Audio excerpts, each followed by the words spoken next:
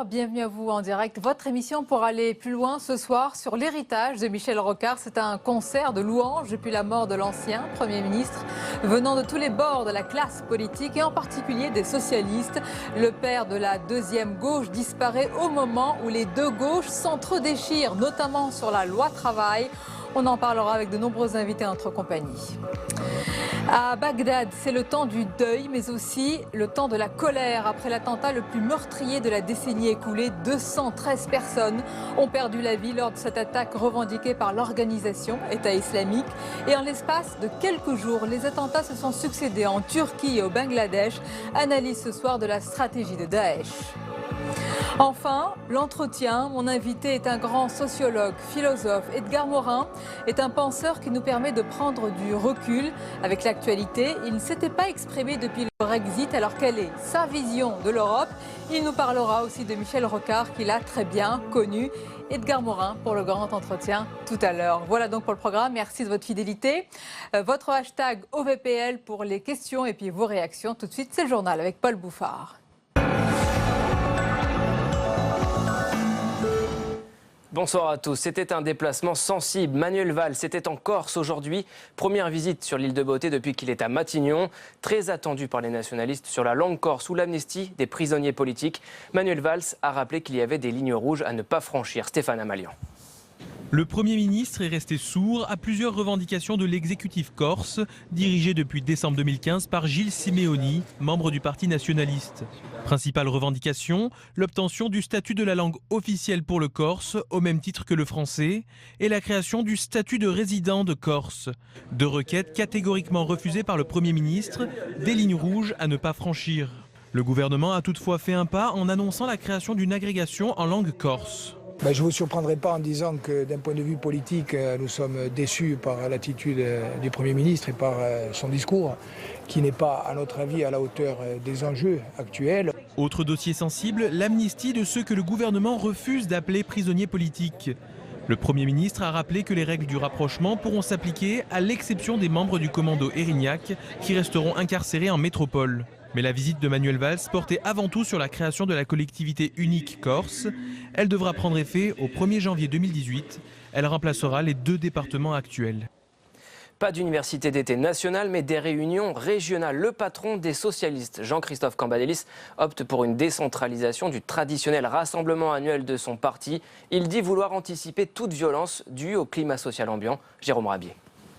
Après le déménagement de La Rochelle à Nantes, place à l'annulation de l'université des socialistes prévue fin août. C'est la décision du premier secrétaire face au risque de débordement en marge du rassemblement. Devant les risques de violence à Nantes, il vaut mieux reporter, suspendre l'université de cet été. À la place de cette grand-messe annuelle, le patron du PS propose 5 ou 6 universités locales décentralisées, provoquant l'incompréhension de la majorité des troupes. Ça veut dire qu'il n'y a plus d'université d'été, c'est tout. Voilà, autant se réunir une seule fois en bon ordre à Paris. Une décision qui fait doucement sourire. À droite, les Républicains tiendront eux la leur à la Baule et pensent que d'autres raisons ont poussé le PS à changer de formule. Je ne sais pas bien si la véritable raison, c'est les risques de sécurité liés à l'événement ou si les divisions internes sont telles qu'il vaut peut-être mieux mettre la poussière sous le tapis en attendant des temps meilleurs. À défaut de se retrouver tous ensemble, les socialistes seront donc aux 4 coins de France éparpillés, à l'image des dissensions qui agitent le parti. Et ce soir, nous sommes à la veille d'une nouvelle journée de mobilisation contre la loi travail à Paris notamment. Demain, date aussi du retour de ce texte devant les députés à l'Assemblée nationale. Et ce matin, le patron de Force ouvrière, Jean-Claude Mailly, a déjà prévenu les opposants à la loi El Khomri ne battront pas le pavé cet été. Il a tout de même souligné que la mobilisation ne va pas pour autant s'arrêter. Hommage du Sénat à Michel Rocard, une minute de silence des parlementaires pour saluer la mémoire de l'ancien Premier ministre décédé samedi à l'âge de 85 ans. Michel Rocard a siégé sur ces bancs entre 1995 et 1997 comme sénateur des Yvelines. Un hommage national lui sera rendu également jeudi prochain aux Invalides à Paris. Il sera présidé par François Hollande. On passe à notre premier débat. On revient sur l'attentat sanglant en Irak dimanche à Bagdad, attaque qui a fait plus de 200 morts.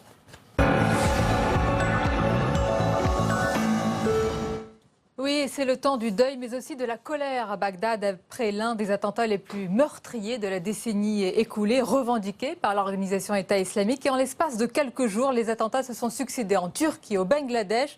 Alors on va analyser dans quelques instants avec nos invités la stratégie de Daesh, mais retour sur les faits avec Julie Hulin. Les larmes et l'incompréhension. Dans la nuit de samedi à dimanche, une voiture piégée explose au cœur de Bagdad, dans un quartier commerçant faisant des centaines de blessés et plus de 200 morts, et dévastant les immeubles environnants. Une attaque très vite revendiquée par Daesh qui survient à peine une semaine après la perte de son fief de Falloujah, tombé aux mains des troupes pro-gouvernementales, soutenues par la coalition internationale. À Bagdad, les Irakiens expriment leur colère face à l'incapacité de leurs responsables politiques à les protéger. Je le jure devant Dieu, ce gouvernement est un échec. Toutes les facettes de ce gouvernement sont un échec. Ce sont eux qui ont amené le terrorisme et certains se sont mis d'accord avec les terroristes. Directement visé, le Premier ministre Haïdar al-Abadi, en se rendant sur les lieux du drame, dès hier, son convoi a reçu des jets de pierres et de chaussures. L'homme tente depuis plusieurs mois de mettre en place les réformes réclamées par des milliers d'Irakiens. Mais il doit faire face aux divisions et aux réticences de la classe politique. Le symptôme d'un pays plongé dans l'instabilité depuis l'invasion américaine et la chute de Saddam Hussein il y a 13 ans. Et on en parle avec nos invités ce soir. Christian Cambon, bonsoir. Bonsoir. Sénateur Les Républicains, vice-président de la Commission des Affaires étrangères, de la Défense et des Forces armées du Sénat. Nous accompagne également Georges Malbruno, bonsoir. Vous êtes grand reporter au Figaro, spécialiste du Moyen-Orient. Avec nous aussi Frédéric Pichon, bonsoir et bienvenue. Docteur en histoire, spécialiste de la Syrie et des minorités, auteur notamment de l'ouvrage « Syrie, pourquoi l'Occident s'est trompé » aux éditions du Rocher. Et avec nous, Qatar Aboudia, bonsoir et bienvenue, expert en géopolitique, professeur à l'université et auteur de nombreux rapports sur cette région. Georges Malbruno, avant de parler et d'évoquer tous ensemble, de débattre de la stratégie de Daesh, un mot parce que vous étiez en Irak il y a quelques jours, je crois que c'était l'avant-veille de cet attentat. Je ne sais pas si vous avez arpenté ces rues bondées, ce qui explique aussi malheureusement ce bilan terrifiant. Oui, les attentats sont légion en Irak, mais de cette ampleur-là, c'est extrêmement rare. Cela étant, c'est arrivé en fin de soirée, après le ramadan, les gens sortent, c'est l'iftar. Moi j'étais dans cette rue à Karada mercredi soir, effectivement il y a beaucoup de monde parce que les gens il fait un peu moins chaud, ils vont boire le thé, etc. Et donc effectivement, et puis il y a cette volonté de Daesh de faire oublier son revers à Falloujah. Et donc il s'inscrit aussi dans je pense, une nouvelle stratégie de Daesh qui a subi des revers à Falloujah, avant à Ramadi, à Tikrit, et qui probablement bientôt perdra son fief de Mossoul et qui donc a adopté d'ailleurs, comme l'a annoncé fin mai son porte-parole, Abou Mohamed Al-Adnani, une espèce de plan B, c'est-à-dire retour à la clandestinité, constitution de cellules dormantes, frapper massivement, lourdement sur le territoire irakien et syrien, mais également à l'extérieur, intensifier les attentats suicides hors du califat. Et on en a eu, hélas, une démonstration encore à Istanbul il n'y a pas longtemps. Et donc, voilà, ce scénario se met en place. On va parler de cette stratégie de la diversion que vous décrivez souvent dans vos reportages. Georges, Christian Cambon, restons sur le cri de cette citoyenne, cette irakienne qu'on a entendu. C'est un cri de colère. Il y a le temps du deuil et de la colère aussi vis-à-vis des dirigeants, des représentants. Vous l'avez dit, c'est pas du tout le premier attentat. Celui-ci est particulièrement lourd, mais ça fait déjà une longue série.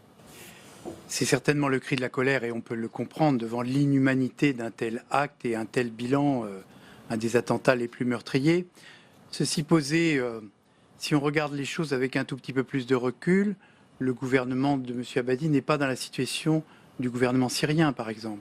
C'est un gouvernement qui est reconnu par les grandes puissances, qui est identifié comme faisant les efforts nécessaires pour lutter contre la violence. Y arrive-t-il? Manifestement pas suffisamment. Conduit-il les réformes avec efficacité? Pas tout à fait. Mais il faut quand même bien comparer des choses comparables. Et ce gouvernement doit être soutenu dans ses efforts parce que c'est la première fois depuis longtemps qu'il y a la volonté d'apaiser. on l'espère en tous les cas, et les grandes puissances doivent aller dans ce sens. Est-ce que vous êtes d'accord? Il faut soutenir évidemment ce gouvernement parce qu'il semble impuissant à conjurer cette menace djihadiste aujourd'hui. Je crois que c'est effectivement une stratégie de Daesh, mais je ne suis pas sûr que ce soit une stratégie nouvelle en fait. D'abord parce qu'il y a eu d'autres attentats, je crois qu'il y a un an, il y a eu 193 morts à Bagdad aussi. Et cet attentat me fait penser à ce qui s'est passé il y a 2 mois, on en a beaucoup moins parlé, à Tartous en Syrie, dans une zone vraiment tenue par le gouvernemental, loyaliste. 160 morts, et la même chose, c'est-à-dire une partie même des populations loyalistes qui commence, et Dieu sait si en Syrie c'est moins courant qu'en Irak, qui commence à critiquer les mesures de sécurité du gouvernement, etc., de l'État syrien. Donc là c'est assez classique. Je crois que le Daesh n'a jamais finalement abandonné cette stratégie-là. Sauf qu'il y a eu un déclic, peut-être il y a eu la reprise de Fallujah, c'était il y a quelques jours. Sans doute, mais la clandestinité est annoncée, hein, et on l'a remarqué en Syrie. Je l'ai écrit qu'un certain nombre de combattants, par exemple de Daesh du Sud, qui étaient partis il y a 2-3 ans combattre dans le Nord, étant donné que dans le Nord, ils subissent un certain nombre de revers, ils sont revenus dans leur village du Sud, vers Souaïda, chez les Druzes, ils se sont rasés, ils ont voulu se disperser pour constituer des cellules dormantes, etc., et pour passer à l'action. Et effectivement, il y a eu ces 2 horribles attentats de Tartous et de Latakia. Bagdad, il y en a déjà eu aussi un schisme le 11 mai où il y avait eu, je crois, 93 morts. Donc on est dans cette stratégie de retour à la clandestinité qui n'est pas nouvelle. C'était celle de Daesh, d'Al-Qaïda en Irak en 2007. Voilà. Il y a eu quand même un élément important, Qatar Abu Dhabi. Il y a quelques jours encore, les Américains, les Occidentaux saluaient la reprise de Fallujah par les troupes irakiennes, soutenues évidemment par la coalition.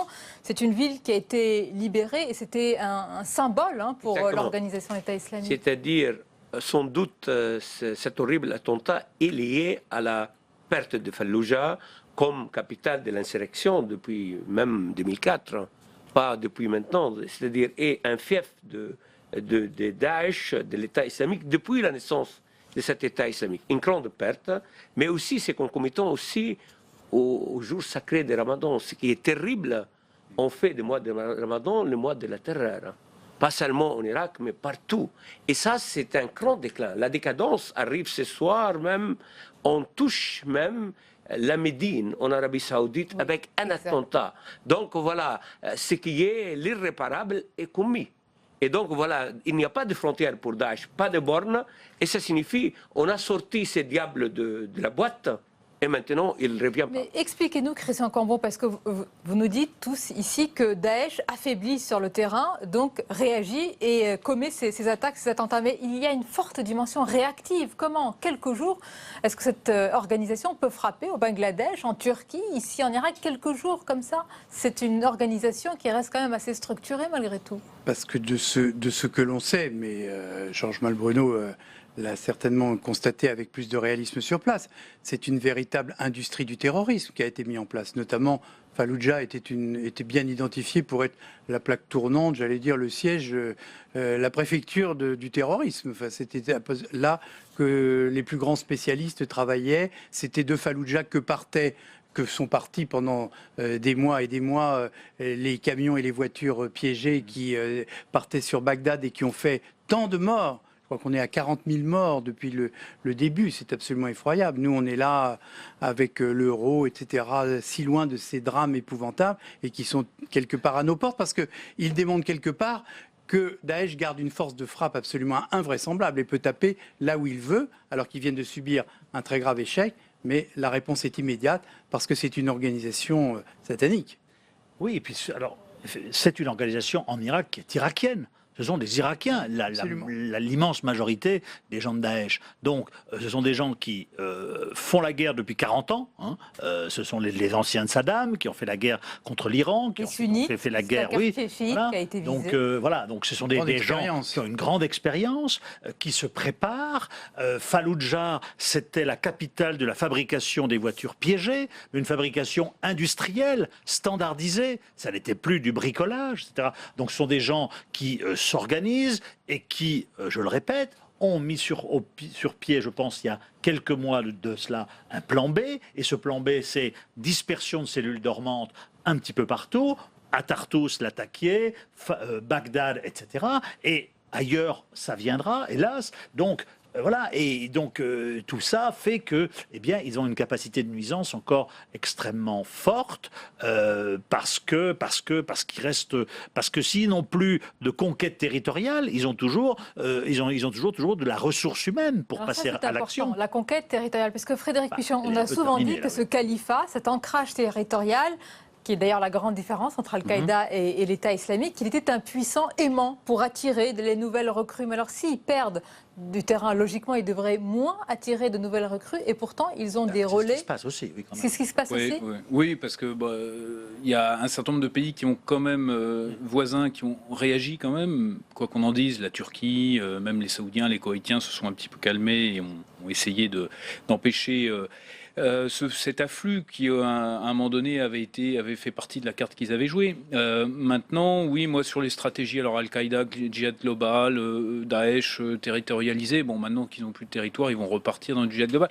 Le gros danger, à mon avis, ça va être que, justement, entre deux organisations qui, pour le moment, sont concurrentes, comme Al-Qaïda et Daesh, ça va être la prime à l'attentat le plus spectaculaire pour recruter, parce que ce genre d'attentat, c'est une manière aussi de recruter ou de faire le buzz, comme on dit, et donc c'est ça. Je crois qu'on va vers effectivement des moments beaucoup plus difficiles. Ils ont encore des territoires, quand même. Il ne faut pas oublier. Et je pense que la stratégie de Mossoul bientôt tombera. Il faut espérer, comme Fallujah, à l'issue d'un arrangement, etc. Mais ils tiennent bien, oui. Mais les gens de Fallujah sont repartis. On le voit sur votre carte là, dans la vallée de l'Euphrate, autour de villes qui sont au nord, c'est-à-dire Qaem, Rawa, Hana, et qui feront la jonction avec Deir ez-Zor, Raqqa, toujours. Ils sont capables de mener des ils sont dans le désert, et pour aller cueillir efficaces. Ces gens-là dans le désert, ce sera très très difficile, parce qu'ils auront en plus du soutien, des tribus, etc. Donc Daesh, certes, perd du contrôle territorial, mais ils vont se planquer dans le désert, et ce sera très très difficile d'aller les chercher. C'est pour ça, du reste, qu'à notre sens, il est très important d'aider à la stabilisation des zones libérées, parce qu'effectivement, une part très importante du territoire qu'occupait Daesh a été repris au prix d'efforts conséquents, la coalition internationale, les forces irakiennes, mais il faut véritablement que ces immenses territoires soient sauvegardés et qu'on puisse les stabiliser et les conforter. Et là, je pense que la coalition internationale a aussi un devoir d'aide humanitaire en matière de santé publique. Enfin, les tragédies que vous racontez montrent à l'évidence qu'il faut les aider. Il y a un autre aspect qu'il faut prendre en considération. L'autre revers de la médaille, la conquête territoriale, c'est très bien. On voit bien quand même que c'est un combat très long, car c'est un combat, une pollution, un virus. C'est un combat de gagner les esprits. Et pour cela, en 2003, tout le monde parlait de la victoire en Irak. Mais c'était pour une grande partie de la population une défaite. Et on a vu les résultats hier. Aujourd'hui, pour une partie de la population irakienne, la conquête de Fallujah, c'est une occupation chiite. Si le pouvoir ne devient pas moins chiite et plus national, on reste toujours dans le cercle vicieux. Il faut construire des États-nations de nouveau. Il faut reconstruire la formule irakienne. Si l'Occident n'aide pas aussi dans la reconstruction de l'équation irakienne, et avec moins d'influence iranienne, avec moins d'intervention arabe et turque pour laisser les Irakiens décider de leur sort, on aura toujours un foyer de violence. Cette équation est importante, Georges Malbrandt. Ça veut dire que les sunnites en Irak, ils sont encore marginalisés. S'ils sont encore marginalisés et frustrés, ils peuvent être potentiellement des relais pour l'organisation. Oui, c'est ce que je vous disais, il y aura toujours des gens pour les soutenir. Ce qui est important, c'est qu'effectivement, comme vous le signez, il faut reconstruction. Voilà. Il faut un retour des déplacés. Il y avait 85 000 personnes de Fallujah qui sont déplacées. Les gens que j'ai vus au checkpoint, quand vous êtes déplacés, eh bien, qu'est-ce qui se passe? Les hommes sont séparés des femmes, les hommes, on les interroge, et on lui dit, mais pourquoi t'as pas quitté Fallujah plus tôt? Elle dit, mais je pouvais pas. Et donc, ils se font parfois tabasser, ils se font interroger. Il y en a quand même un certain nombre qui ont collaboré avec Daesh, donc ils vont passer un mauvais quart d'heure. Donc, tout ce travail-là, effectivement, qui est à faire, il faut trier le bon grain de livret. Mais qui doit le faire? Parce qu'il y a déjà une expérience. C'est la sécurité irakienne qui fait ça. Mais quand il va se passer la même chose à Mossoul, vous avez 1,5 million de personnes, Les gens de Mossoul, j'étais au téléphone l'autre jour avec quelqu'un qui était de Mossoul, il voulait sortir. Et on lui a dit, fais attention, parce que si tu sors, la sécurité irakienne va te choper et ça va être pire que Daesh. Donc effectivement, il y a aussi ensuite tout cet aspect-là. Après, les gens qui ont vécu ou qui vivent encore sous le joug de Daesh sont loin tous des collabos de Daesh. Il y en a certains qui ont collaboré. Donc il y a ce travail aussi de tri, il y a le retour, il y a la reconstruction, il y a le déminage. Donc c'est un travail colossal. Je voudrais m'arrêter. Si ce travail n'est pas fait, eh bien les gens vont se dire finalement c'était mieux sous Daesh. Et c'est ce qui s'est passé d'ailleurs en 2014. Vous avez utilisé le mot reconstruction, Christian Cambon, vous l'avez repris tout à l'heure, mais pardonnez-moi, est-ce qu'on a retenu les leçons de l'histoire? Parce qu'on pourrait dire que tout a commencé en Irak. Et pour certains, il y a presque un lien de cause à effet avec ce que nous vivons. Reconstruire comment? Avec qui? Qui va choisir qui va diriger l'Irak? La reconstruction, elle passe déjà par la réconciliation. Nous avons reçu ici même au Sénat avec le président Larcher, le Premier ministre Abadi. Nous avons senti une volonté qui était manifeste de ne pas retourner dans les erreurs de Maliki, son prédécesseur, qui a quand même fait beaucoup de désordre, pour ne pas dire beaucoup de mal, justement en faisant en sorte qu'une faction l'emporte sur une autre. On n'arrête pas de dire dans toutes les instances et les conférences internationales, seule la solution politique doit l'emporter. Alors là, en l'occurrence, on a le début d'une solution politique, on a un gouvernement qui est reconnu par les grandes puissances, donc il faut l'aider et le cas échéant faire en sorte que les pressions soient suffisantes pour que cette réconciliation nationale intervienne et qu'effectivement les sunnites retrouvent une place, car on ne refera pas l'Irak sans eux, et si c'est pour aller vers la partition, c'est encore pire que les scénarios précédents. Frédéric Pichon, on ne va pas réécrire l'histoire, mais il y a de plus en plus de voix aujourd'hui, y compris d'ailleurs aux États-Unis, qui se font entendre sur le péché originel en Irak, celui de George Bush et la guerre en Irak. Mais comment ne pas réécrire la même histoire? Si on n'apprend pas du passé. On ne va pas épiloguer là-dessus, mais c'est bien ça qui me rend assez dubitatif sur une solution en Irak, parce que si c'est pas les Irakiens eux-mêmes qui prennent les choses en main, je vois pas qui va imposer une solution, et surtout pas les États-Unis, qui d'abord, c'est pas qu'ils en soient pas capables, c'est qu'ils en ont aucunement envie, à part faire des chèques et fournir du matériel à l'armée irakienne.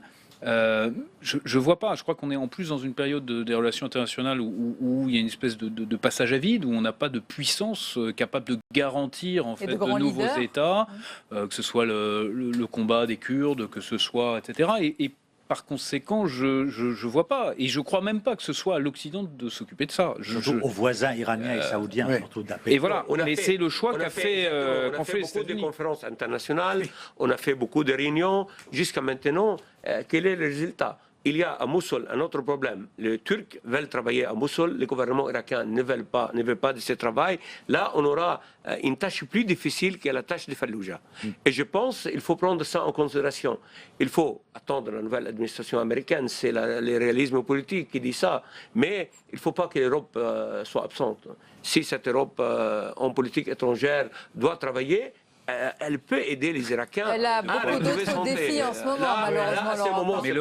Mais l'Europe n'existe pas. On a parlé de la reconstruction, on a parlé de la stratégie militaire. Il y a encore un mot qu'on n'a pas utilisé, Georges Malbruno, c'est le mot d'idéologie. Gagner du terrain, on peut le faire. Sécuriser des zones, on peut le faire. Mais comment vaincre l'idéologie qui sous-tend ce combat, qui sous-tend cette organisation État islamique?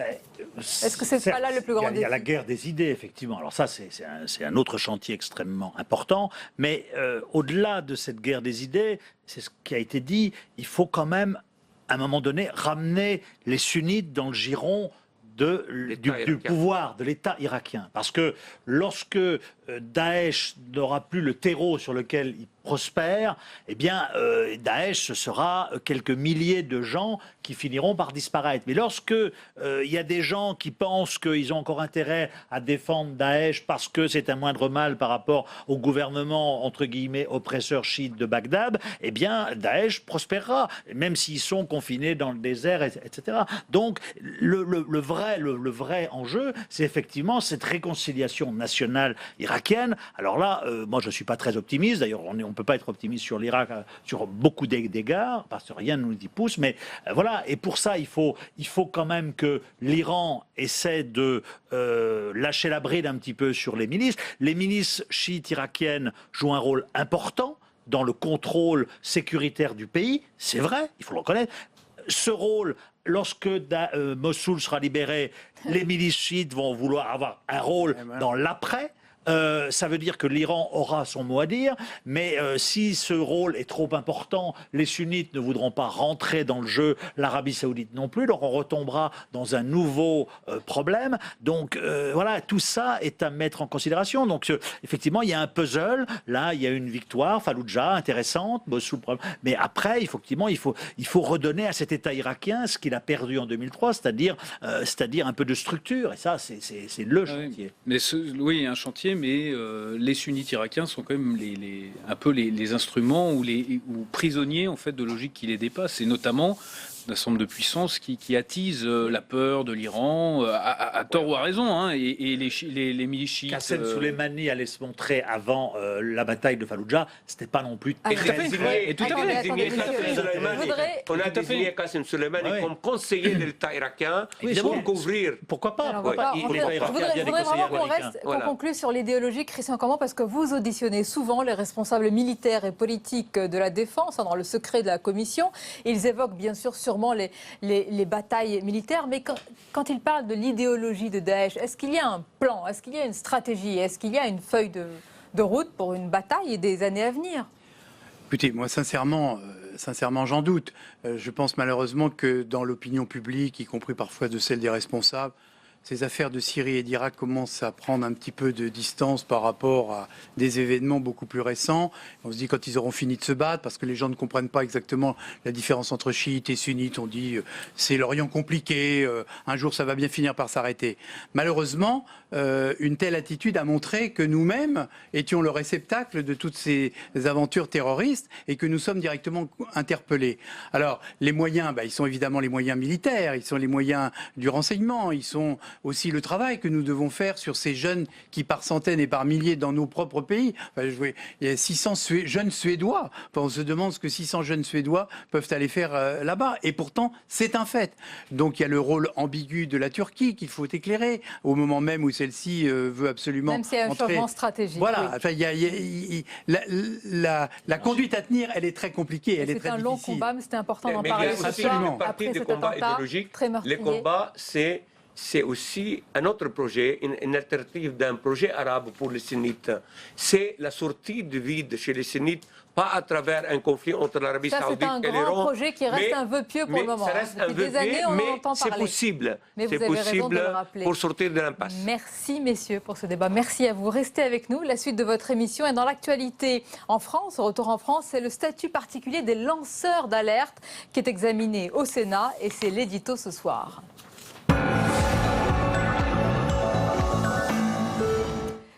Et tandis que la loi travail revient à l'Assemblée nationale, eh bien au Sénat, c'est le statut des lanceurs d'alerte qui est examiné. Bonsoir Jean-Louis Gombault. Bonsoir Sonia. Avec des débats, il faut le dire, moins passionnés qu'à l'Assemblée.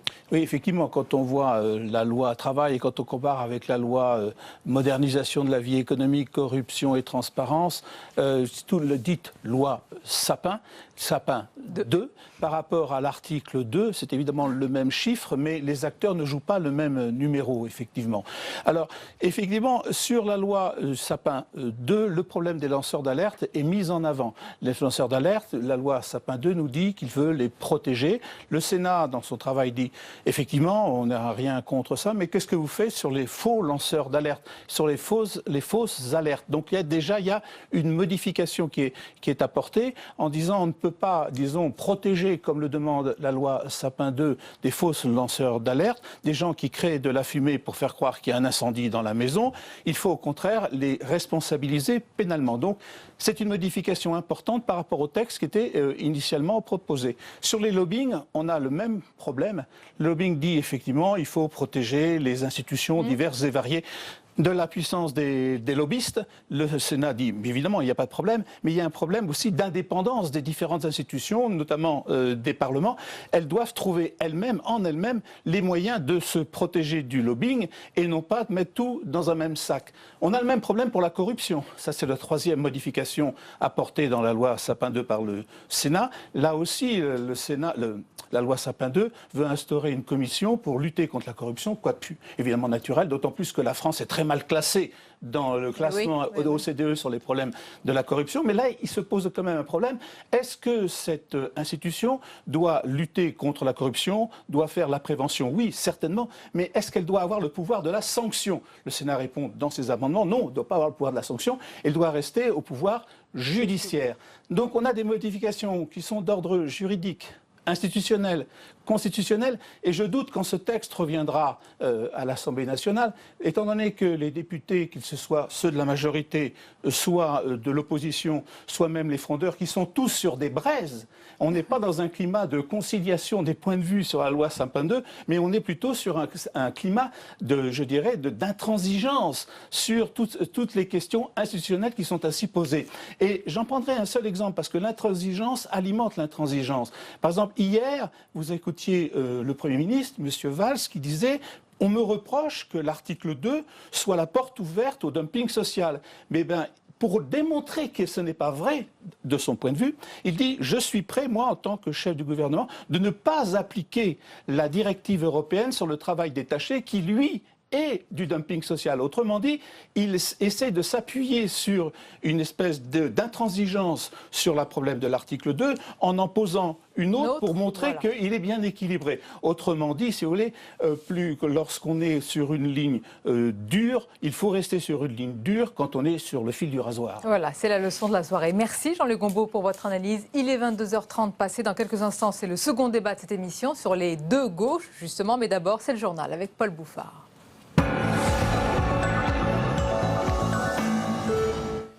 Blanchiment de fraude fiscale, le procès de Serge Dassault, 91 ans, s'est ouvert aujourd'hui, mais sans l'industriel et sénateur de l'Essonne. Procès qui pourrait être reporté pour des questions de procédure. On voit ça avec Marie Brémaud. 6e fortune française qui se retrouve sur le banc des accusés, même si Serge Dassault n'était pas présent aujourd'hui pour la première journée de son procès devant la Chambre correctionnelle de Paris. Le parquet national financier reproche au PDG du groupe Dassault d'avoir dissimulé de l'argent à l'administration fiscale via des comptes bancaires détenus au Luxembourg et au Liechtenstein. Dans le viseur de la justice, 31 millions d'euros. Le sénateur Les Républicains de l'Essonne aurait depuis régularisé sa situation auprès de l'administration fiscale et de la Haute Autorité pour la transparence de la vie publique. Des cagnottes cachées avaient déjà été évoquées dans le cadre de l'enquête sur un système présumé d'achat de voix lors des campagnes municipales de Corbeil-Essonnes en 2009 et en 2010. C'est à l'occasion de ces investigations et du témoignage clé du comptable de la famille Dassault que les enquêteurs avaient découvert en 2014 les comptes secrets de l'industriel. C'est le premier procès pour Serge Dassault qui s'est ouvert aujourd'hui, mais l'audience a démarré par deux questions prioritaires de constitutionnalité déposées par les avocats de l'homme d'affaires, des questions de procédure susceptibles d'entraîner un report du procès. Il n'y a aucune raison de compliquer la vie des couples de femmes souhaitant une PMA. C'est Laurence Rossignol, ministre de la Famille, qui le dit. Le gouvernement va abroger une circulaire de 2013 sanctionnant les gynécologues français s'ils orientaient leurs patientes vers une PMA à l'étranger. On écoute Laurence Rossignol ce matin sur notre antenne. La procréation médicalement assistée, c'est-à-dire le recours à une insémination artificielle, est ouvert aux couples hétérosexuels. Et nous sommes favorables à ce qu'elle soit aussi ouverte aux couples homosexuels, aux couples de lesbiennes, aux couples de femmes qui peuvent se marier, qui peuvent construire une famille. Il n'y a aucune raison de discriminer les couples homosexuels, les couples lesbiens par rapport aux couples hétérosexuels, en leur refusant l'accès à une technologie qui est ouverte aux couples hétérosexuels. Et moi je souhaite, à titre personnel, mais comme de nombreux membres du gouvernement et comme une grande majorité de la gauche, que cette interdiction qui pèse sur les couples de jeunes femmes qui veulent un bébé soit levée pour qu'elles puissent accéder aux mêmes techniques que les couples hétérosexuels. Et puis la France menace de ne plus appliquer la directive européenne sur les travailleurs détachés. Manuel Valls plaide pour un alignement par le haut des cotisations sociales au sein de l'Union européenne. On voit ça avec Cécile Sixou. Plombiers polonais, maçons portugais, ceux que l'on appelle les travailleurs détachés sont payés autant que les Français quand ils travaillent sur notre territoire. En revanche, les entreprises qui les emploient payent les charges sociales de leur pays d'origine. Une concurrence déloyale pour Manuel Valls qui menace Bruxelles de ne plus appliquer cette directive. Il faut remettre à plat totalement cette directive. Le dumping social est insupportable. Si on ne nous entend pas, eh bien alors il faudra dire que la France n'applique plus cette directive. Un haussement de ton salué par Jean-Claude Lenoir, le président de la Commission des affaires économiques du Sénat, y voit un moyen de lutter contre le chômage. Il n'est absolument pas admissible que des personnes viennent travailler en France sous des codes de travail et des conditions de rémunération qui constituent des discriminations par rapport aux salariés français. Pour Éric Bocquet, sénateur communiste du Nord, c'est ce sentiment de discrimination qui a poussé les Anglais à voter le Brexit. On voit les dangers auxquels ça peut amener, y compris en termes de xénophobie, de racisme. Si on ne s'attaque pas à ce problème sur un plan politique et à l'échelon de l'Europe, on va vers les pieds des difficultés. La Commission va-t-elle réformer cette directive comme le souhaitent plusieurs pays européens? Bruxelles prendra une décision avant la mi-juillet. Vous le savez, Michel Rocard est décédé samedi à l'âge de 85 ans. L'ancien Premier ministre laisse derrière lui un héritage politique. C'est notre second débat ce soir.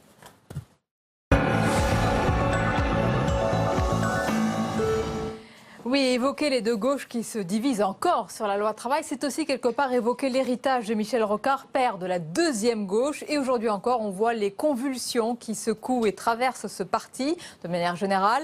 Alors à la veille du retour de la loi El Khomri à l'Assemblée, on en parle avec nos invités ce soir. Guillaume Tabar, bonsoir. Bonsoir. Rédacteur en chef et éditorialiste politique au Figaro. Nous accompagne Frédéric Espagnac, bonsoir. Sénatrice socialiste des Pyrénées-Atlantiques. Avec nous Frédéric Dabi, bonsoir. Bonsoir. Directeur général adjoint de l'IFOP, et nous accompagne Marc-Olivier Padis. Bonsoir et bienvenue. Bonsoir.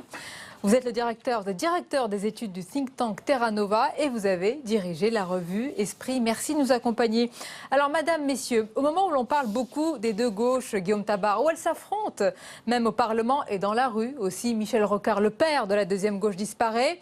Le duel Mitterrand-Rocard à l'intérieur de la gauche, oui, il restera comme l'un des plus emblématiques de la vie politique française. Oui, car c'était l'opposition à la fois bien sûr entre deux cultures de gauche, de manière d'appréhender l'économie, la société aussi, parce que la deuxième gauche, c'est pas uniquement la conversion à l'économie de marché, c'est aussi le rôle des corps intermédiaires, c'est la décentralisation, c'est la place du monde associatif, de la vie locale aussi, comparé à une gauche plus centralisatrice. Donc deux cultures de gauche, mais Mitterrand-Rocard, c'était aussi deux personnalités que tout opposait, leur propre culture, leur propre histoire.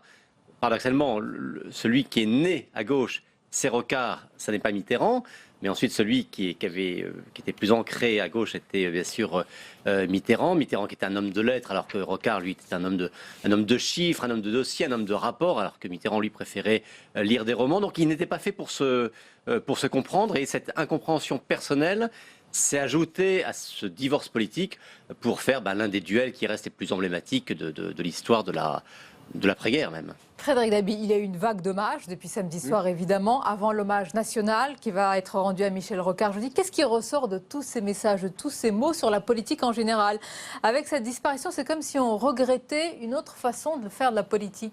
Oui, c'est vrai qu'il y a en fait un côté je suis Michel Rocard quand on entend Martine Aubry, des mitterrandistes qui n'ont pourtant pas épargné du tout Michel Rocard avant 88, parce que je rejoins tout ce que Guillaume vient de dire, mais il y a quand même eu 3 ans où ils ont réussi à travailler ensemble, à une époque où il y avait de la croissance, à une époque où, sur une enquête IFOP-JDD de l'époque sur 36 mois où Michel Rocard a été Premier ministre, il n'y a que 3 fois où il a été plus impopulaire que populaire. Il y a le message, ou plutôt l'héritage de Michel Rocard avec Manuel Valls et Emmanuel Macron qui sont aussi très fortement sortis du bois. Même certains se sont un petit peu écartés lorsqu'on dit que Michel Rocard n'est pas un homme d'appareil. Il a quand même animé un courant très important au PS, le courant rocardien. Il a failli prendre le Parti socialiste en 79 avec une alliance un peu contre nature avec Pierre Mauroy face à François Mitterrand, Chevènement et Laurent Fabius. Et l'inimitié légendaire Fabius-Rocard date de cette époque. Ce qu'il reste de Michel Rocard, et lorsqu'on regarde ce que j'ai un petit peu vu avant de venir, ce que les Français disaient de lui, il y avait 2 choses. Il y avait le parler vrai. C'était Michel Rocard, il avait parfois un phrasé un petit peu long, des phrases longues, etc. Pour autant, les Français voyaient bien une vraie sincérité, quelque chose de très très concret. On le date plutôt, ce parler vrai, d'une date historique. C'est 1978, quand la gauche perd une élection qui paraissait quelques mois avant imperdable. Lui prend la parole. Est-ce que la gauche est condamnée à ne jamais gouverner? Non. Enfin, il dit les choses avec beaucoup de dureté. Alors, sur la ligne mitterrandiste, il préparait peut-être 80. Donc, le parler vrai. Le parler vrai. Et il y a aussi la capacité à agir dans la négociation et de résoudre les problèmes. Et là, bien sûr, je fais référence aux accords de Matignon à 88. L'affaire calédonienne, c'était absolument dramatiques. On se souvient de la prise d'otage d'Ouvéa, on se souvient de toute une série de choses, des Machoro, etc.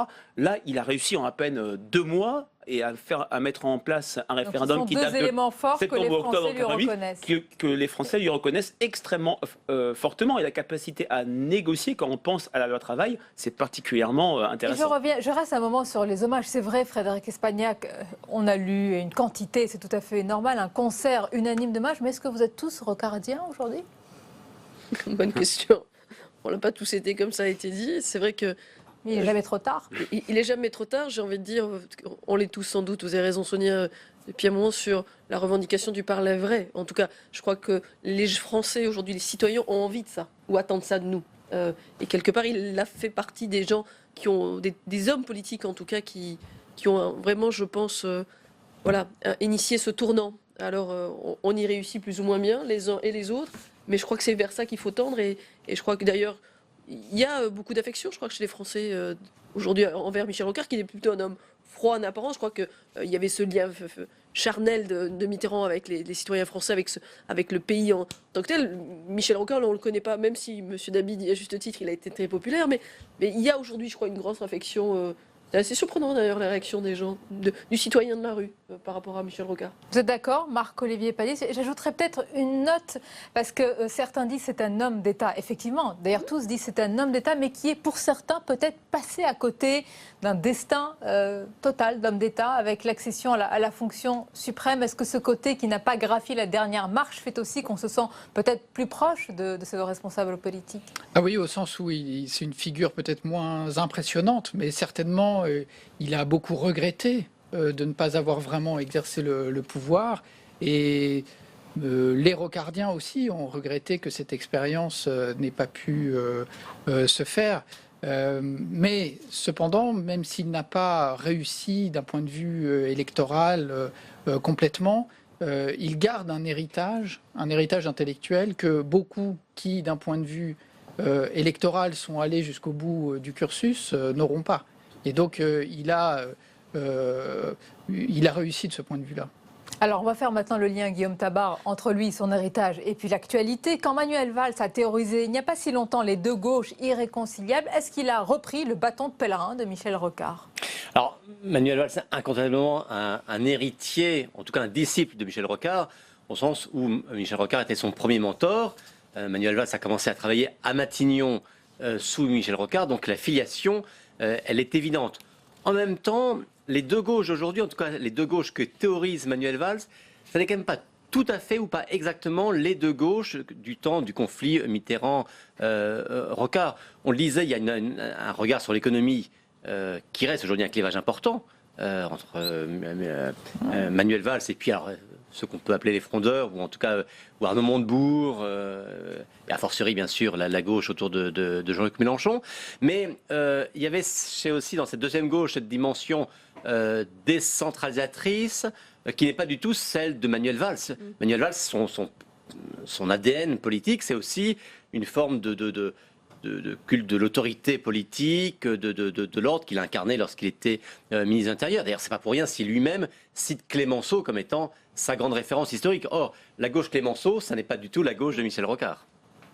Vous avez l'air totalement d'accord, Frédéric Espagnac. Oui, mais ça ne résout pas le problème. Il y en a deux et on va en parler. Mais vous êtes d'accord, ce ne sont plus les deux mêmes gauches Heureusement, d'ailleurs, elles ont évolué. Mais c'est vrai qu'aujourd'hui, l'héritage, enfin, les bases, en tout cas, qu'il a posées au tout début, enfin, on parle aujourd'hui des lois, on peut en parler ici, nous, sénateurs, de ce que nous avons fait sur la décentralisation et ce que nous faisons encore aujourd'hui. On n'a pas été suffisamment loin, en tout cas, de mon point de vue, mais je crois qu'il avait tracé la voie. Et je vais être même un peu plus dur que M. Tabar. Manuel Valls, pour moi, est quand même très jacobin. Identité. Voilà, Vous le portez moins dans votre cœur que Guillaume Tabar. C'est pas ce que j'ai dit. Non, j'ai mal Attention, traduit. Sonia. Non, mais ce qui est assez frappant et impressionnant, Marc-Olivier Padis, c'est cette histoire, finalement, pour les plus jeunes aussi d'entre nous, de ces deux gauches éternelles. Quelqu'un va-t-il arriver un jour à les unifier? Pour l'instant, nous en sommes loin, même si elles ont évolué depuis le temps du duel Mitterrand-Rocard. Oui, c'est la question, est-ce que ça a une épaisseur historique? C'est-à-dire, dans le discours de Michel Rocard, il y avait la volonté de théoriser un peu, effectivement, deux sensibilités de la gauche, mais qui n'étaient pas deux sensibilités au moment des conflits politiques, au moment où il s'exprimait. C'était deux sensibilités qui permettaient d'éclairer une histoire de la gauche. Mais de ce point de vue-là, ce n'était pas deux gauches irréconciliables, c'était deux gauches condamnées à travailler ensemble. Mais il faut ajouter aussi à cette dimension une superposition d'une autre séparation. Et en réalité, le terme deuxième gauche avait été utilisé d'abord pour désigner la CFDT, c'est-à-dire la scène sociale. C'était le conflit entre CGT et CFDT. Et après, ça a été réimporté à propos des Rocardiens dans la scène du Parti socialiste. Mais la question qui tenait à cœur à Michel Rocard, et c'est significatif qu'il ait voulu que ce soit Edmond Maire qui fasse un discours aux Invalides jeudi, c'est que les partis politiques soient en lien avec la société. Ce qui l'intéressait, c'était le mouvement de la société sur elle-même et pas, disons, l'action politique sur la société venue de surplomb d'en haut pour modeler comme une chose informe, quelque chose par l'action politique. Ce qui l'intéressait, c'était la capacité de transformation interne de la société, le dynamisme, et de voir comment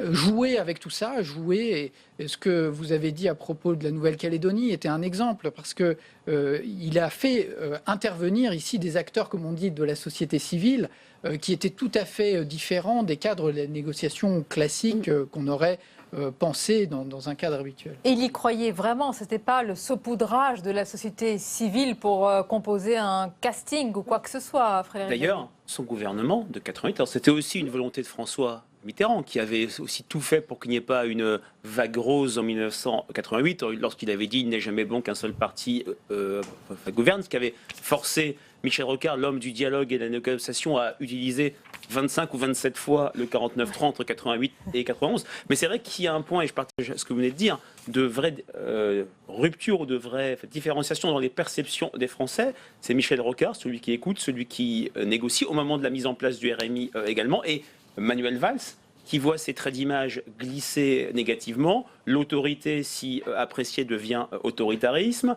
la fermeté devient l'absence d'écoute, et c'est vrai que lui, le 49.3 qu'il va peut-être utiliser demain, pourrait lui coûter cher, même si c'est beaucoup moins impactant dans l'opinion des Français que le rejet de la loi et le fait qu'on a une gauche qui est complètement fracturée. Là, je ne sais pas si on peut parler de deux gauches, mais de la gauche de gouvernement et la gauche radicale. On a quand même un sympathisant. Oui, c'est une véritable balkanisation. On a un sympathisant socialiste sur deux qui soutient le mouvement social. On a un effondrement ces derniers mois et de Manuel Valls et de François Hollande dans, je dirais, le dernier carré de soutien qui était les sympathisants de gauche. Alors, on va parler de ce qui vient demain, c'est-à-dire le spectre du 49.3, mais encore un mot, vous n'avez pas parlé de lui, Emmanuel Macron, qui a également rendu hommage à Michel Rocard à sa manière, on l'écoute.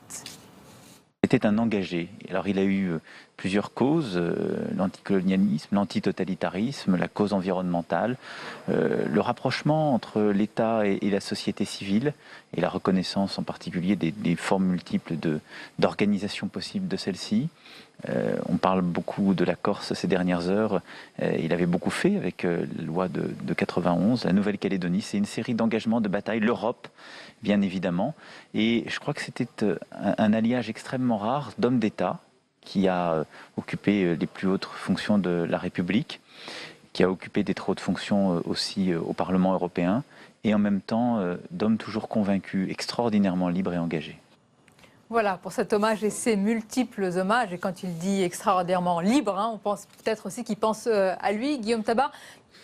Oui, mais comme souvent, lorsqu'un politique rend hommage à un prédécesseur disparu, l'hommage qu'il fait a une forte couleur d'autoportrait. Alors parlons de ce qui va arriver demain, parce qu'on va aller voir ces deux gauches ou cet émiettement de gauche avec le retour à l'Assemblée de la loi travail. Juste, on va rappeler, Guillaume Tabar, ça fait 4 mois que l'on en parle. 4 mois qu'il y a des contestations dans la rue. Je vous demanderai, Frédéric Dabi, tout à l'heure, quel est l'état d'esprit des Français, mais est-ce qu'il y a une lassitude, selon vous, Guillaume Tabar, que l'on voit d'ailleurs dans les sondages? Il y a une usure gérée de tous les côtés. Il y a une usure de la contestation, c'est évident. On voit bien que de journée de contestation en journée de contestation, les cortèges sont moins nombreux. l'été approche. Jean-Claude Mailly lui-même dit que il ira pas à la manif prochaine, qu'il se passera rien pendant l'été. Voilà.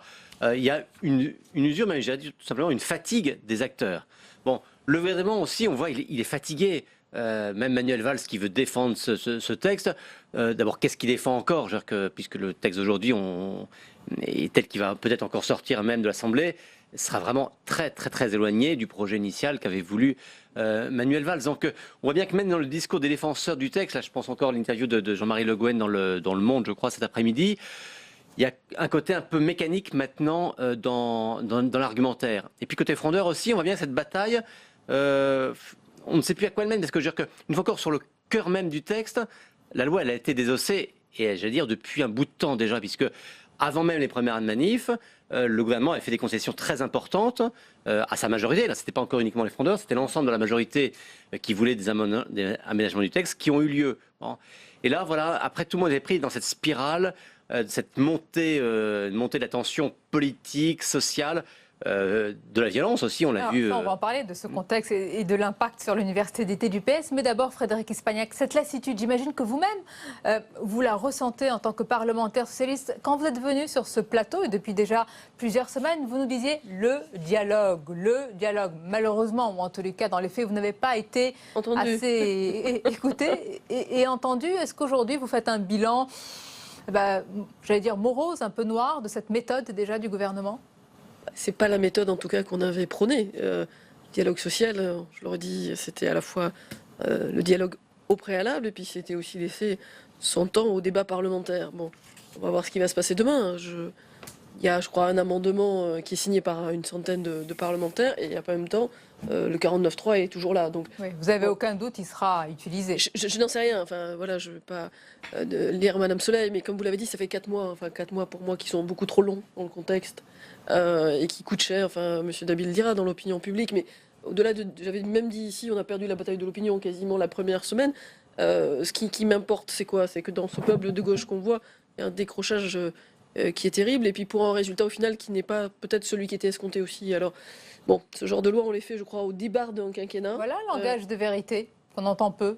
Non, mais je vous le dis très sincèrement, de la part de... Vous êtes d'accord, Guillaume Tabar, Frédéric? C'est ce que je pense. Donc, c'est le genre, en tout cas, de loi, je crois qu'il faut faire au départ d'un quinquennat, et quelque part, je crois qu'il y avait un risque à prendre qui était de se dire, où on regagne la présidentielle, et donc on faisait les vraies réformes qu'on voulait poser jusqu'au bout. Bon, là, le contexte fait que quelque part, cette loi arrive, elle est dénaturée. En même temps, on arrive à un conflit de 4 mois. Je le rappelle ici encore dans un contexte particulier de terrorisme. Bon, voilà, le prix est très lourd à mon sens. Le prix aussi dans la rue, au niveau du climat, Marc-Olivier Padis, il y a eu des permanences du Parti socialiste saccagé, et on va le rappeler, il y a eu des sièges de la CFDT, notamment à Bordeaux. Également, enfin, on a rarement vécu, même dans une concentration de temps, autant de crispation, de violence. Oui, et c'est dommage parce qu'au début du quinquennat, la méthode avait été la bonne sur le dialogue social. Le temps de la discussion Absolument. Avait été pris, même des engagements avaient été formulés sur le thème « on ne peut pas commencer un projet sans négociation préalable ». Et là, le temps de la négociation a été court-circuité pour une raison qui n'a jamais été véritablement explicitée. Une fuite du texte à un moment donné, très vite en fait, au Conseil. Mais c'était récupérable quand même, enfin, dans le processus. Donc, ce qui manque de toute façon, c'est cette articulation à nouveau entre classe politique et le monde social. Et les partenaires sociaux, quoi qu'on en pense, disons de la négociation sociale à la française, c'est quand même un des moyens de communication, de respiration entre la société et le monde politique. Et dès lors qu'on se prive de cet outil, on arrive à une situation... Donc vous dites qu'il ne faut pas se priver des corps intermédiaires. En tout cas, il ne faut pas les neutraliser ou chercher à les contourner. Dans le début du quinquennat, il y a des lois importantes qui sont passées grâce au dialogue social. Au début, dialogue social qui a bien fonctionné. C'est un peu inévitable. C'est-à-dire qu'avec ou sans dialogue, avec ou sans bonne méthode, des décisions prises en fin de quinquennat sont toujours plus difficiles, moins bien accueillies qu'en début de quinquennat. Ce quinquennat-là n'a pas eu d'état de grâce au sens où on a pu le connaître au début. Merci de le dire. Oui, non, mais ça aussi, c'est du pareil vrai. Oui, bon. Mais malgré tout, c'est vrai que dans les premiers mois, il y a une forme pas d'euphorie, mais de facilité à faire aboutir un certain nombre de textes. Vous faites allusion, je pense, à la première réunion au Conseil économique et social, où ont été réunis tous les partenaires sociaux. Bon, c'était le début, on lançait ça. Ça ne coûtait pas grand-chose de faire l'éloge du dialogue social. Et tout le monde l'a fait, tout le monde a dit, tiens, ça marche plutôt. Mais parce que le dialogue pour le dialogue, c'est bien, mais lorsqu'on passe aux choses concrètes, c'est plus compliqué. Bon. Et là, j'ai un peu le sentiment que si le gouvernement voulait faire une réforme du marché du travail, un peu audacieuse, donc un peu coûteuse, disons-le clairement. Bien sûr, ça aurait été mieux avec des discussions, ça aurait été mieux avec mieux de préparation, notamment avec la CFDT, mais je pense que le gouvernement n'aurait pas échappé à une épreuve de vérité avec la rue, avec les syndicats. Oui, mais ça lui aurait, excusez-moi, évité d'avoir une première version du texte rejetée par tout le monde, y compris les CFDT, et d'être obligé de rédiger une deuxième version qui, finalement, est la version sur laquelle la discussion a lieu aujourd'hui. Moi, je partage tout ce qui a été dit. C'est vrai qu'en fait, la communication, au début, a été complètement ratée. C'est très intéressant ce que vous dites sur, au début du quinquennat, il y a eu du dialogue social, mais l'opinion, parce qu'on n'a pas expliqué le but, la finalité, le cap de ce dialogue social, a vu ça comme de l'inaction. Et la cassure, dès le début du quinquennat, c'est ce sentiment qu'il ne se passe pas grand-chose, sauf une seule mesure, une seule annonce, le choc fiscal du 9 septembre 2012. Maintenant, c'est vrai, et ce qu'a dit Frédéric Espagnac est tout à fait juste, les Français sont extrêmement là.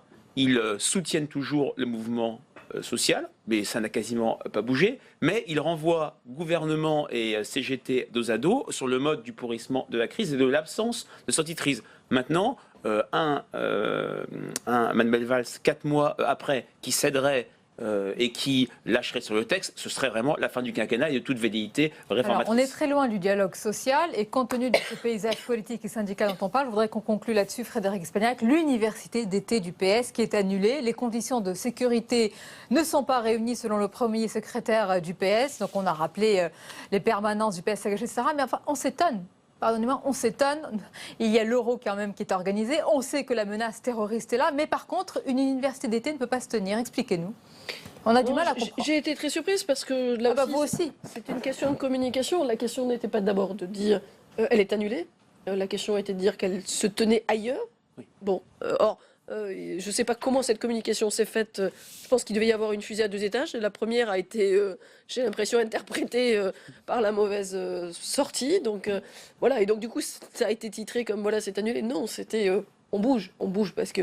Mais nous, on avait déjà été que vous reculez. Non, on va se dire les choses. On a quand même été un certain nombre à l'intérieur depuis le début à dire quand même que c'était quand même invraisemblable d'aller chercher, d'aller mettre les universités d'été à Nantes dans le contexte tel qu'on nous l'avions. Bon, visiblement, il a fallu du temps, mais les uns et les autres sont rendus à l'évidence. Donc après, il suffisait de réorienter vers un autre lieu. Bon, a été décidé ce soir, d'après ce que j'ai compris, des organisations décentralisées. Bon, soyons dans la décentralisation et revenons au dialogue social au sein du PS territorial. Oui, on l'attend. Merci en tous les cas pour ce débat, Estelle-Lise. Merci à vous. La suite de votre émission, et c'est un document inédit que je vous propose, que nous vous proposons pour clore ce chapitre consacré à Michel Rocard. Il y a quelques semaines, c'était le 17 mai, bien l'ancien Premier ministre nous livrait l'une de ses ultimes interviews. Il était interrogé sur Public Sénat par le documentariste Tristan Dessert, et vous allez l'entendre, Michel Rocard, se souvenir de ses débuts de Premier ministre, et puis plus largement sur l'Europe et d'autres sujets. On l'écoute.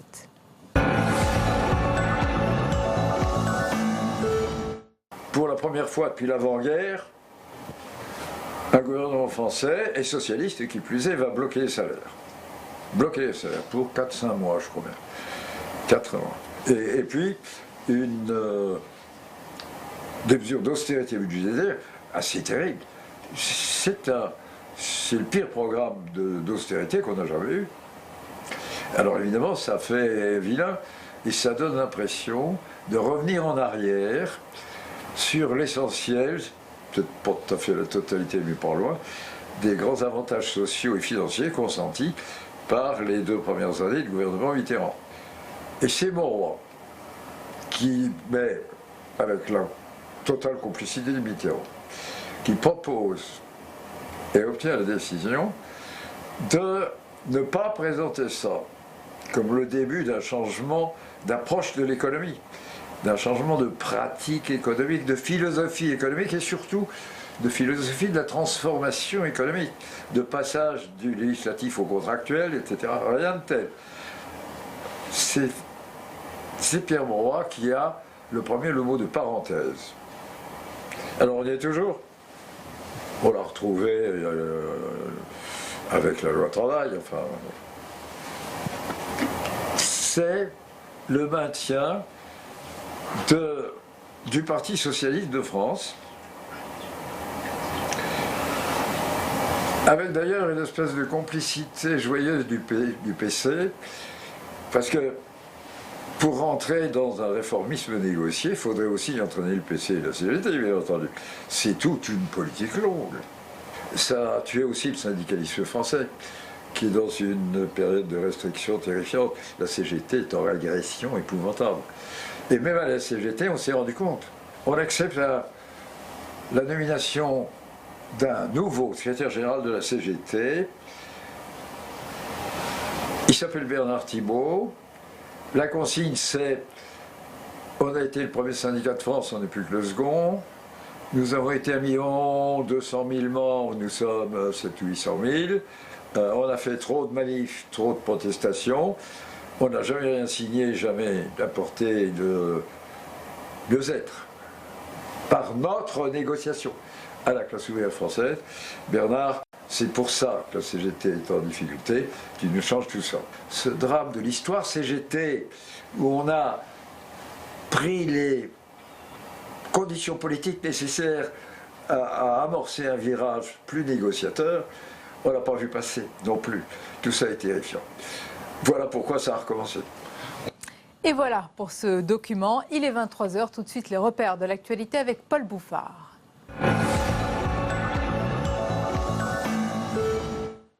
Finalement, ce sera des rassemblements régionaux. En septembre, Jean-Christophe Cambadélis, patron des socialistes, a décidé d'annuler la traditionnelle université d'été de son parti. Argument principal, les craintes de violence dues au climat social ambiant. Jérôme Rabier.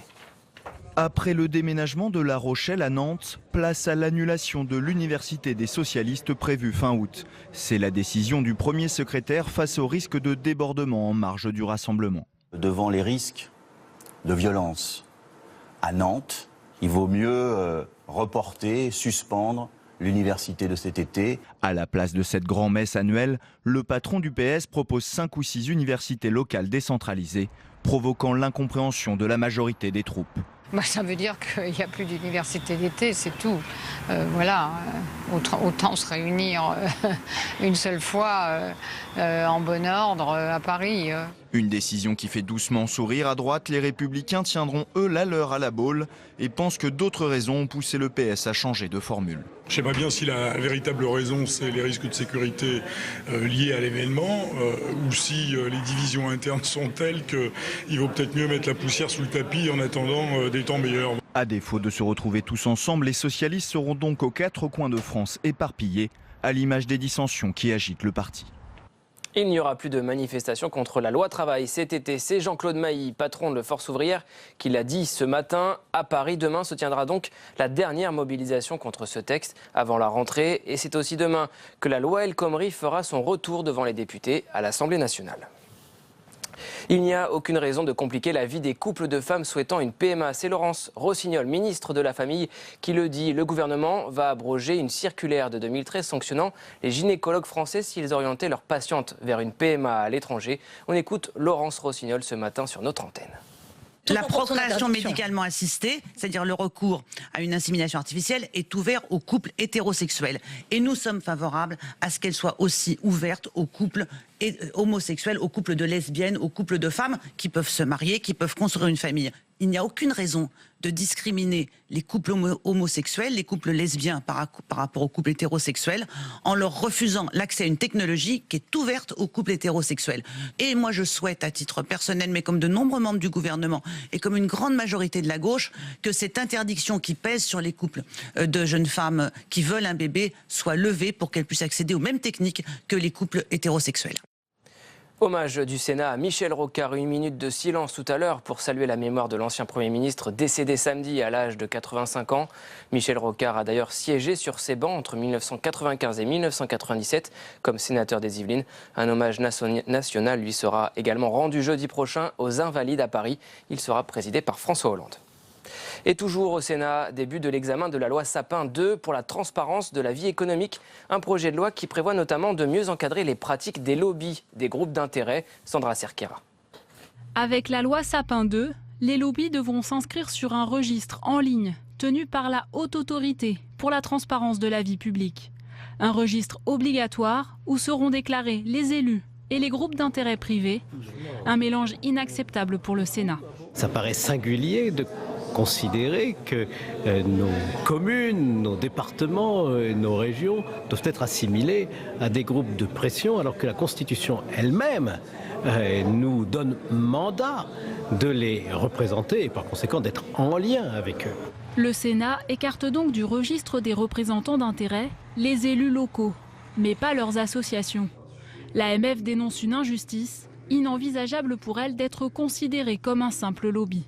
Pour l'ONG Transparency International, public et privé doivent être logés à la même enseigne. Surtout quand on sait que la commande publique, le poids et l'influence des élus locaux est de plus en plus importante et que la commande publique dans cet espace-là correspond à 20% du PIB en Europe. Mais dans la version initiale du texte, il y a bien des exceptions. La liste exclut les associations cultuelles, celles qui organisent l'exercice d'un culte, ainsi que les syndicats ou les partis politiques. Et puis notez la démission d'un des porte-voix du Brexit. Le leader du parti UKIP, Nigel Farage, a annoncé sa démission de la tête du parti europhobe. C'est une nouvelle surprise dans le post-Brexit. Selon lui, sa mission est terminée. On l'écoute. Mon objectif politique était que le Royaume-Uni sorte de l'Union européenne. C'est ce pourquoi nous avons voté lors de ce référendum il y a 2 semaines. Et c'est pourquoi je crois désormais que j'ai accompli ma mission. Je ne peux pas accomplir davantage que ce que nous avons réussi à obtenir lors de ce référendum. Et donc, je pense que la bonne chose à faire, c'est de céder ma place de leader de l'UKIP. Et tout de suite, on passe à la revue de presse.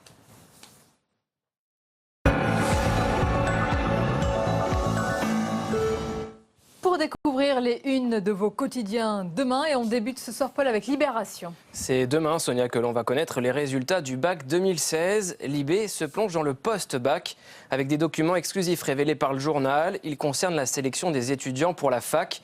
Libé démontre avec des preuves que le système APB censé répartir les bacheliers de façon objective serait peut-être en fait détourné. Il y a opacité sur le système, dit le quotidien. Et puis le bac est-il plus facile qu'avant? Ouest France s'interroge. En 2015, 88% des candidats l'ont eu, avec des mentions pour 53% d'entre eux, précision du journal.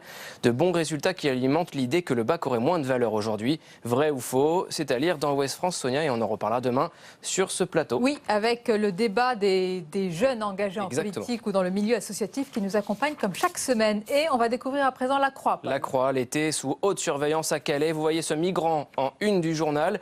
Cliché pris juste à côté de la zone d'accueil où 1500 personnes vivent actuellement à Calais. Ils vivent sur un campement de containers. La Croix nous dit qu'en dépit d'un accueil encore défaillant, ces migrants continuent d'affluer aux portes de l'Angleterre. Reportage dans La Croix. Et également dans La Croix, cet entretien exclusif avec un candidat à la primaire de droite pour 2017. Alain Juppé se livre. Le maire de Bordeaux fait ses propositions et notamment en matière de questions familiales. Le Télégramme pour finir. Cette question, Sonia, pourquoi Nantes a fait peur au Parti Socialiste? On voit en une du journal un casseur pavé à la main et c'est certainement eux qui ont effrayé le PS. Prévu à Nantes, l'université d'été du parti a été transformée en réunion régionale. Le risque de voir la ville en état de siège et la peur de l'ultra-gauche ont fait plier les leaders socialistes. Merci beaucoup, Paul. À demain. Avec plaisir. Et tout de suite, dans votre émission, c'est l'entretien pour aller plus loin.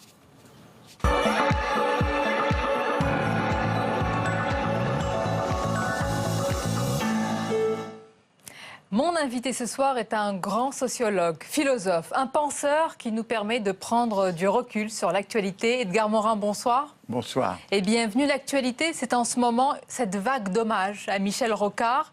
Vous l'avez côtoyé jeune, connu, et vous avez écrit une tribune qui lui est consacrée, intitulée « Rocard parmi les tueurs ». Ça veut dire qu'il n'en était pas un.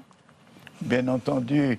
C'est-à-dire qu'en réalité, j'ai cité une phrase que me disait souvent Gilles Martinet, qui était un ami de Rocard, etc., et qui me disait, pour réussir en politique, il faut être un tueur. Et donc j'ai constaté, tous ne sont pas des tueurs, mais enfin quand même, lui, il a été victime de tueurs. On peut dire que Mitterrand n'est pas qu'un tueur, c'était un homme qui avait une personnalité très riche, une sensibilité, mais il était capable de tuer psychiquement, bien entendu, c'est pas avec un couteau ni un revolver. Et Chirac lui-même a fait quelques assassinats politiques mémorables. Bon. Donc, Rocard avait ce côté, je l'ai appelé boy scout, c'est pas le réduire, mais il avait une éthique. Même une éthique protestante. Une éthique protestante. Il avait été donc boy scout pourtant. Et donc, si vous voulez, il s'est trouvé quand même promu par une vague à un moment donné. Et tous les sondages donnaient en 78-79 qu'il était le favori des Français et que Mitterrand a été ignoré. Et c'est vraiment au sein du Parti socialiste que, à la fois Fabius et Jospin ont vraiment démoli Rocard. Et à ce moment-là, Edgar Morin, au moment où il y avait vraiment une vague dans les sondages, eh bien, vous avez essayé à ce moment-là vous-même de promouvoir sa candidature à la présidentielle, vous et d'autres. Il y a également Jean Daniel. Mais les résistances internes étaient trop fortes. Oui, c'est-à-dire que c'est Jean Daniel qui a organisé un repas avec Mendès France et Edmond Maire, qui était secrétaire général de CFDT, pour les rendre favorables à Rocard et créer quelque chose de ce point de vue. Mais Mendès France était très réticent. Et puis, Maire disait que sa responsabilité syndicale l'empêchait de prendre parti. Donc, notre tentative, notre petit complot a échoué. Voilà. Il y a eu dans la longue carrière politique de Michel Rocard un moment important. Est-ce que c'est le cas? Et presque fatal, du moins psychologiquement. En 93, il est renvoyé sèchement et même brutalement par François Mitterrand. Il ne s'y attendait pas. Est-ce qu'il y a eu un moment de césure dans sa vie politique? Oui, parce que Mitterrand l'a convoqué et Rocard, très candide, ne se doutait pas. Il pensait qu'il avait fini par trouver un accord, un accommodement avec Mitterrand. Il était assez content. Et brusquement, ce coup de massue, de voir qu'il est renvoyé brutalement, ça l'a énormément affecté pendant quelques années. Il a presque titubé psychiquement. Mais ce que je veux dire, c'est que après pas mal d'errance, il a quand même une ultime carrière qui est absolument inconnue et qui est très importante. C'est qu'à partir de 2000, c'est-à-dire quand même ces 15 dernières années, avec Stéphane Hessel et quelques autres, dont moi-même, il a fondé un collégium international éthique et politique, et qui a eu des activités. Il se préoccupait de la situation humaine dans la planète, de la gouvernance de la planète. Ce collégium a fait un très beau texte qui s'appelle « Déclaration d'interdépendance », et il demandait à l'ONU de faire cette déclaration qui, si elle avait été faite, aurait joué un rôle historique. Donc, si vous voulez, Rocard était quelqu'un qui a accédé à un stade beaucoup plus ample que celui de la politique hexagonale. Et malheureusement, cette activité était inconnue, personne n'en a parlé. Et pourtant, dans ce collégium international, vous et lui et d'autres, Stéphane Hessel, vous réfléchissez aux défis de notre temps. Mais bien sûr, c'est les problèmes centraux.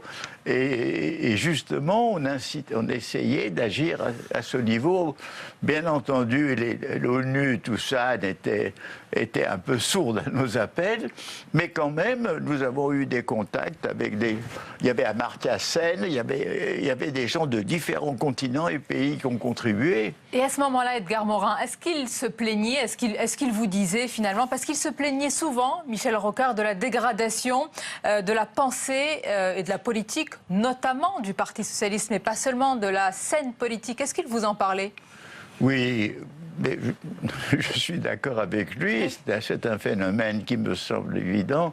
Il y a eu d'abord une perte de pensée. Dès 1993, d'ailleurs, après ce coup-là, il n'y a plus aucune pensée pour répondre aux défis de notre temps.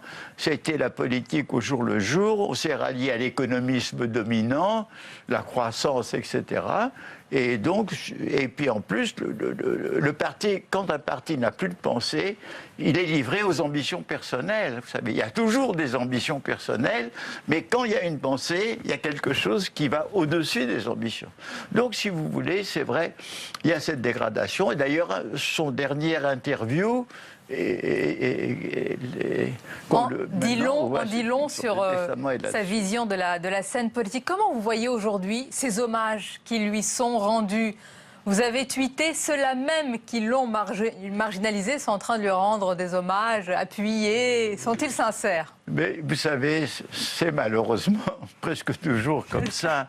Ce sont ceux qui l'ont marginalisé qui lui rendent le plus bel hommage, mais évidemment, un peu tard. Mais enfin, écoutez, bien que tard, ça aide quand même à restituer. Vous savez, c'est très curieux parce qu'il y a des personnages qui n'ont eu d'un pouvoir que très peu de temps, comme Mendès France et comme lui, mais qui ne ressemblaient pas aux autres. Et bien que leur carrière politique ait été courte, ils restent dans la mémoire de beaucoup comme des vrais hommes d'État. Ils n'ont pas pu l'être. Mais vous savez, s'il n'y avait pas eu Londres, De Gaulle n'aurait pas existé non plus. Donc, si vous voulez, c'est les circonstances, fait que dans certaines circonstances, les machines politiques empêchent les grandes pensées, ceux qui ont quelque chose à faire, de s'exprimer. Et c'est dommage. Mais est-ce que vous diriez qu'il est passé à côté de son destin? Est-ce qu'il serait passé à côté de son destin? Ou est-ce qu'il a été un homme d'État, même s'il n'a pas accédé à la fonction suprême? Oui, je pense que c'est dans le fond, écoutez, après tous ces hommages solennels, officiels, etc., sont positifs parce que, mais à condition que l'on aille vers ce qu'il a été vraiment, ce qu'a été sa pensée de sa vie. Il a voulu toujours réformer ce qu'on appelle la gauche, il a toujours voulu réformer le socialisme, il a toujours voulu agir dans l'intérêt de la France. C'est ce qu'il a fait en Nouvelle-Calédonie, c'est quand même quelque chose de très méritoire. Il a fait le RMI, et si vous voulez, je pense que finalement, au-delà de ces hommages officiels, il va être aussi panthéonisé. J'espère, mais enfin, il y aura les invalides. Vous espérez qu'il le soit? Voilà, je pense que c'est. Il avait aussi des positions à contre-courant sur l'Europe. Et justement, Edgar Morin, je voudrais avoir votre vision. Vous vous êtes peu exprimé depuis le Brexit. Oui. Et on est entré dans une période d'incertitude, de doute. Comment vous voyez cette période depuis le vote, depuis le référendum? Écoutez, tout d'abord, moi je vois le Brexit non pas comme l'événement de la rupture, mais comme un des événements dans un processus qui a commencé depuis pas mal de temps de décomposition de l'Europe. Regardez, dans ce processus, vous avez de plus dans les pays européens une partie de l'opinion qui se referme contre l'Europe par nationalisme ou chauvinisme. Et dans le fond, c'est ce qui a fait le Brexit en Angleterre. Donc, si vous voulez, il y a d'abord ça. Dans cette Europe aussi, vous avez des États autoritaires qui se constituent. Et dans cette Europe aussi, vous avez le phénomène, c'est que l'intérêt financier est devenu prépondérant. On a vu l'attitude de l'Europe officielle pour la Grèce. On l'a vu pour les réfugiés, il n'y a que Angela Merkel qui a sauvé un peu de l'honneur européen. Donc, si vous voulez, moi, à mon avis, l'Europe, d'abord, est quelque chose qui n'a pas pu se développer il a eu une certaine réussite économique, mais restant un nain politique. L'Europe a perdu son souffle initial, qui était des gens qui voulaient en finir avec les guerres. Nous, c'était notre génération, maintenant tout le monde a oublié ça. L'Europe n'a plus cultivé une sorte d'humanisme qui serait un exemple pour les nations. Et là-dessus, les processus de dégradation se multiplient. Donc, si vous voulez, pour moi, le Brexit, c'est spectaculaire, mais ce n'est pas l'événement qui va détruire l'Europe. Alors, peut-être même que beaucoup disent que comme des crises ont permis des sursauts, mais malheureusement, les esprits ne sont pas prêts à faire ce sursaut. Le sursaut, ce serait une autre Europe, plus communautaire, pourtant, plus sociale. Vous entendez les responsables politiques de droite et de gauche en ce moment? Ils appellent tous à refonder une autre Europe. Ils disent qu'il faut qu'elle soit plus proche des citoyens, plus proche du peuple. Ça vous fait sourire? Pourquoi? Mais écoute, bien entendu, mais la vraie Europe plus proche du peuple est une Europe qui opérerait une rupture avec la domination économico-financière, avec le dogme du néolibéralisme. Alors si ces gens-là rompent eux-mêmes avec ça, c'est très bien, mais les esprits n'ont pas rompu. On veut ressusciter l'Europe, mais avec des mots. Évidemment qu'il faut être plus proche du peuple, mais il faut donner plus de pouvoir au Parlement européen. Il faut que les gens soient remotivés pour l'Europe. À mon avis, c'est pas en ce moment que ça se passera. La seule chance, si vous voulez, c'est que si l'Europe ne se décompose pas, ce que j'espère quand même, peut-être qu'il viendra une autre époque où il y aura un nouveau souffle. Pour le moment, il n'y a pas de souffle, c'est des mots. Mais est-ce qu'il n'y a pas eu un péché originel quand il y a eu l'élargissement de l'Europe, qu'il fallait faire entrer tous ces pays autrefois justement, qu'il fallait sauver un petit peu de l'oppression stalinienne et qui se sentaient européens, comme la Pologne, la Bulgarie? Est-ce que c'était une erreur qu'on paye encore aujourd'hui? À mon avis, c'est une erreur dans le timing. Parce que dès qu'il y a eu l'effondrement de l'Empire soviétique, tous ces peuples voulaient être européens. Ils avaient soif de cette Europe, de cette culture. Mais on leur a dit non. Il faut d'abord que, du point de vue économique, vous vous adaptiez. Et on a perdu plusieurs années. Et pendant ces années, ils ont perdu cet espoir européen. Ça, c'est une chose. Mais la deuxième chose qu'on n'avait pas prévue, c'est que leur expérience historique a fait qu'ils n'ont pas les mêmes vues que nous.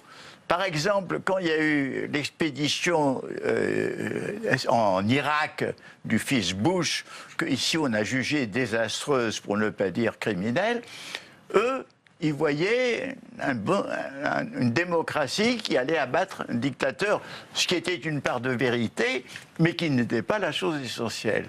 Et maintenant, regardez, eux, là, ils regardent l'Ukraine, la Russie, nous, on regarde le Moyen-Orient et tout ça. Ce qui fait qu'il y a des... Maintenant, on est dans la divergence, mais ce n'est pas le seul problème, parce que finalement, moi je pense qu'il aurait été très sain de créer quelque chose d'européen, de pan-européen, avec même la Russie, qui était quand même une puissance européenne. On en est loin, aujourd'hui.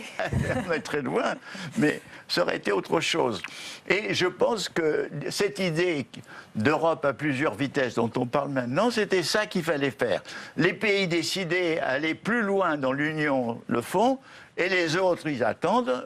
Et on aurait dû faire une Europe à plusieurs paliers. Ce qu'on n'a pas fait parce qu'on avait une pensée unificatrice technocratique. Et la technocratie a brisé l'Europe. Ces directives stupides de Bruxelles ont été absolument imbéciles dans beaucoup de domaines. Donc, si vous voulez, il y a eu du suicide dans cette histoire. Pour conclure, Edgar Morin, on a passé en revue des sujets lourds, inquiétants, de véritables défis, c'est l'Europe. Comment, malgré tout cela, vous voyez l'avenir? Parce que vous avez toujours eu cette foi dans l'avenir. Quelle est la flamme d'espoir, d'espérance aujourd'hui? Mais vous savez, ma flamme d'espérance du possible, qui n'est pas probable, mais c'est pas impossible, c'est que je vois en France, comme dans tous les pays, des forces vives, des forces créatrices, que ce soit dans l'agriculture, de l'écologie, que ce soit dans l'économie sociale et solidaire, les mutuelles, que ce soit dans la consommation, où de plus en plus de gens cherchent les circuits courts, la nourriture locale, dans l'artisanat. Il y a un peu, disons, il y a un vouloir vivre, on veut, je dirais, une autre civilisation. On veut une civilisation qui ne soit pas sous l'hégémonie du calcul, du profit, de l'anonymat. On veut une civilisation où il y ait quand même du bien vivre, où il y ait de la solidarité, où il y a de l'amitié. Et voilà. Donc, si vous voulez, c'est une nouvelle civilisation qui veut naître. Mais il se peut que ce printemps, petit printemps, soit écrabouillé par un gène. Mais on retient l'espoir, parce que quand on vous entend avec autant de conviction affichée, on a envie d'y croire, Edgar Morin. Merci beaucoup d'avoir accepté cet entretien. C'est toujours un plaisir.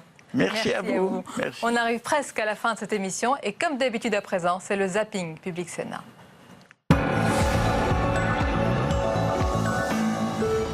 Rocard, d'abord, c'est une partie de l'histoire de la gauche, c'est-à-dire que sans Michel Rocard, il n'y aurait probablement pas eu la victoire de 80. C'est parce qu'il a su apporter ce qu'il représentait, c'est-à-dire le PSU, la gauche qui était plus liée au mouvement de mai 68, qui était la gauche anticoloniale, et parce qu'il a su faire les assises du socialisme. Et donc il a su se rassembler aussi avec François Mitterrand, qui a eu la victoire de 80. Au total, 2% du vignoble français serait détenu par des étrangers. Mais vous allez voir qu'après la vigne, qui reste un marché de luxe, les investisseurs s'intéressent désormais à nos champs et à nos céréales. C'est le cas dans le Berry, en plein cœur de l'Indre. C'est une génération complète d'agriculteurs là qui sont en train de flinguer.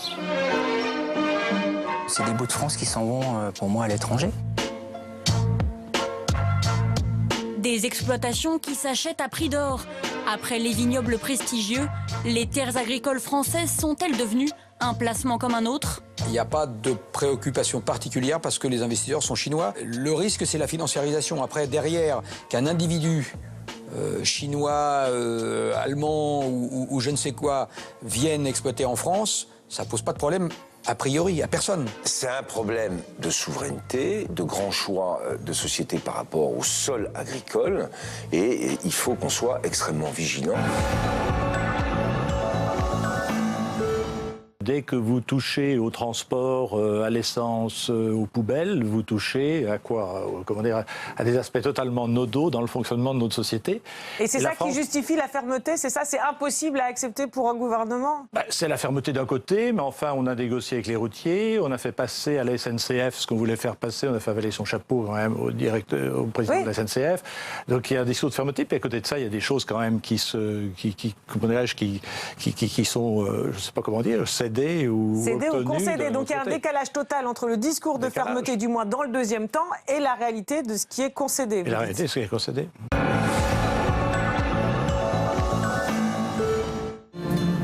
Ces dauphins-là ne nous suivaient pas. Ils sont arrivés à angle droit, se sont placés devant le bateau, sont restés là longtemps. Et quand la vigie a signalé un canot de migrants à l'horizon, ils ont disparu, aussi subitement qu'ils étaient venus. Ces dauphins-là ne nous suivaient pas, ils nous guidaient.